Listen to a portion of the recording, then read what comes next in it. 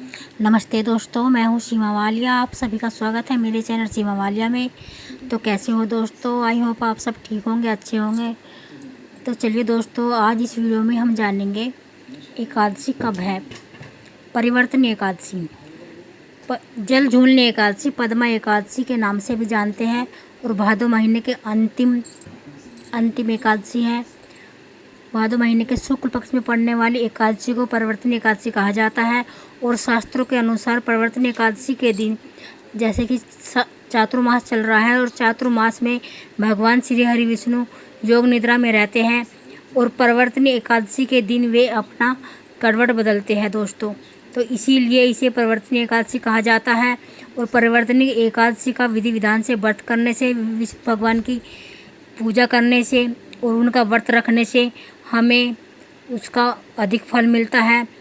और जीवन के अंत में सभी सुखों का भोग करने के बाद हम वर्णकुंड वैकुंठ धाम की प्राप्ति होती है और मोक्ष की प्राप्ति होती है। और दोस्तों, ये जो व्रत है, किस दिन एकादशी का व्रत कब है, किस दिन इसका पारण होगा और कौन से नियमों का हमें पालन करना है और किन किन बातों का हमें ध्यान रखना है, ये सारी बातें मैं आप सभी के साथ वीडियो में शेयर करूँगी दोस्तों। तो दोस्तों, परिवर्तन एकादशी जो है भादो महीने के शुक्ल पक्ष में आने वाली एकादशी को परिवर्तन एकादशी कहा जाता है। और ये एकादशी 2025 में 3 सितंबर दिन बुधवार को रखी जाएगी। और एकादशी तिथि का जो प्रारंभ है दोस्तों, वो 3 सितंबर बुधवार में सुबह में 3:53 से शुरू हो जाएगी और 4 सितंबर को अगले दिन सुबह में 4:21 पर समाप्त हो जाएगी। और परिवर्तनी एकादशी से एक दिन पहले हम दशमी तिथि के नियमों का पालन करते हैं, शुद्ध सात्विक भोजन लेते हैं और बिना लहसुन प्याज का और चावल का 3 दिन दिवसीय ये व्रत होता है दोस्तों।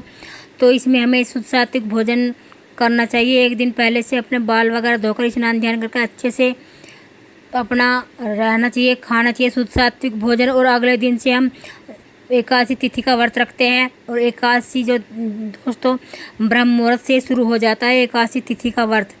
और जो इसकी पूजा है वो सुबह से 6 बजे से 9 बजे के बीच में 3 सितंबर को आप करेंगे। शुभ मुहूर्त है पूजा का। और शाम के समय भी हम चौकी लगाकर भी पूजा कर सकते हैं और वैसे भी पूजा कर सकते हैं। और ये जो व्रत होता है दोस्तों, क्या इसमें आप लोग चाय भी पी सकते हो, दूध भी पी सकते हो, जल भी ले सकते हो, फल भी ले सकते हो। और कुछ लोग ये व्रत निर्जला रखते हैं, ठीक है जी। और कुछ लोग ज़मीन पर सोते हैं और कुछ लोग अपना बेड बिस्तर पर ही सोते हैं। तो जैसे भी आपकी इच्छा है, संभव हो सके आप ऐसा ही करिए, ऐसा ही कीजिएगा, ठीक है जी। तो एकादशी तिथि में जो है दोस्तों, हमें एकादशी तिथि में 3 योग लग रहे हैं। रवि योग लग रहा है और जी हरिवासर योग लग रहा है। हरिवासर योग से अगले दिन जैसे कि हम एकादशी तिथि में व्रत का पारण करते हैं, द्वादशी तिथि में हम व्रत का पारण करते हैं। तो व्रत खोलने का जो समय है दोस्तों, वो सुबह में 4 तारीख में 10:19 से लेकर 11 बजे तक का है। अगर आप लोग इस विधि में इस समय पर अपना व्रत ना खोल पाए तो आप लोग 12:58 तक भी अपना व्रत खोल सकते हैं।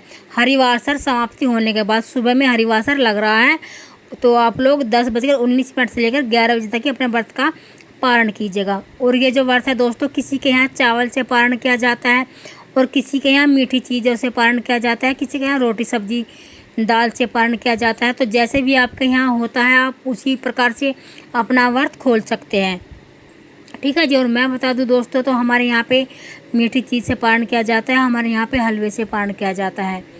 और भगवान विष्णु का जो ये व्रत है दोस्तों, अत्यंत फलदायी है। अगर कोई मान लीजिए कोई भी आप लोग व्रत करने में सक्षम नहीं है या व्रत नहीं करते, तो उस दिन हम अगर नियम में रहते हैं, बिना लहसुन प्याज का खाना खाते हैं, चावल इत्यादि का भोजन नहीं करते हैं, ब्रह्मचर्य का पालन करते हैं, तो हमें भी उतना ही पुण्य फल प्राप्त होता है जितना कि व्रत रखने वालों को होता है।